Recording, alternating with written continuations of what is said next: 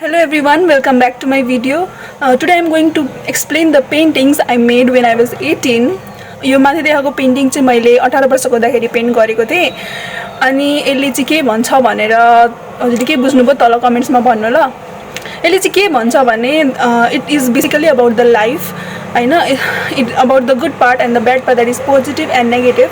त्यो ब्ल्याक र डार्क कलरहरूले चाहिँ के एक्सप्लेन गर्छ भने लाइक त्यो कस्तो मजाले ब्लेन्ड भएको छ, it is giving a good texture हैन, अनि how beautifully it has blended. त्यसले चाहिँ के भन्छ भने लाइक नेगेटिभ पनि इज नट अलवेज ब्याड हैन, we get to learn from it, we get to grow from it, and it gives us experience, and experience is not about the good experience, it is built from the bad experiences.